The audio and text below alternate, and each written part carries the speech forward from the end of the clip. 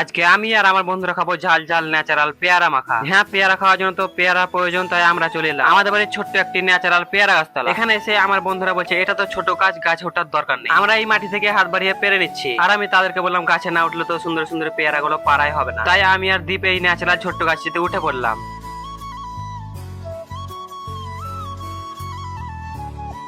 গাছে উঠে এই সুন্দর সুন্দর ন্যাচারাল পেয়ারা গুলো পেরে দেবেনকে পাক মেরে দিচ্ছিলাম, আর দেবেন এই পেয়ারা গুলোকে খুব সুন্দর ভাবে লুফে নিচ্ছিল, আর এই জায়গাটার মধ্যে সমস্ত পেয়ারা জমা করছিল। তারপরে আমি এই পেয়ারা গুলোকে হাফ বালতি ঠান্ডা ন্যাচারাল ওয়াটার দিয়ে ভালো করে ধুয়ে নিলাম। আর এই দেখো আমরা যেখানে পেয়ারা পারছি তার পাশেই আছে আমার দাদাদের ছোট্ট একটি কাঁঠাল গাছ, আর এই ন্যাচারাল গাছটিতে 3টে কাঁঠাল ধরে আছে। হ্যাঁ, এই পেয়ারা মাখা করার জন্য আমরা সবকিছু নিয়ে হাঁটতে হাঁটতে চলে গেলাম 100 মিটার দূরে। চারিদিকে সবুজ গাছপালা একটি ন্যাচারাল পুকুরের পাড়ে। হ্যাঁ, এই সবুজ গাছপালার মধ্যে হালকা হাওয়ার সঙ্গে দেবেন এই পেয়ারা গুলো কাটতে শুরু করলো। সে বেশ কিছুক্ষণ ধরে এক এক করে সমস্ত পেয়ারা কেটে ফেললো। তারপরে রাজেশ দোকান থেকে কিনে নিয়ে এলো লঙ্কা গুঁড়ো, কাসুন্দি এন্ড 1 বোতল স্প্রাইট। তারপরে এই লঙ্কা গুঁড়ো প্যাকেটটাকে আমি আমার দাঁত দিয়ে কেটে নিলাম। তারপরে ন্যাচারাল পেয়ারা গুলোর মধ্যে এইভাবে কিছুটা অ্যাড করে দিলাম। তারপরে 2 নম্বরে অ্যাড করলাম এই যে কিছুটা কাসুন্দি। তারপরে 3 নম্বরে অ্যাড করলাম ঝাল ঝাল ন্যাচারাল কাঁচা লঙ্কা গুঁড়ো। তারপরে সবশেষে অ্যাড করলাম কিছুটা বিট লবণ। সমস্ত মশলাপাতি দিয়ে পেয়ারা গুলোকে এরকম ভাবে মাখা করে নিলাম। তারপরে আমরা সবাই মিলে একসঙ্গে বসে এই ঝাল ঝাল পেয়ারা গুলো খেতে শুরু করলাম।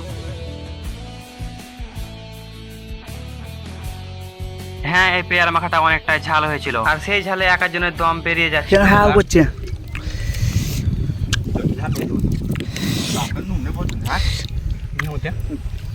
আমরা জলের বোতলে এনেছিলাম 1 লিটার স্প্রাইট, আর সেটা ঝাল কমানোর জন্য এক এক করে খেতে শুরু করলাম। আজকের ব্লগটি এই পর্যন্তই, দেখা হচ্ছে নতুন একটি ব্লগে।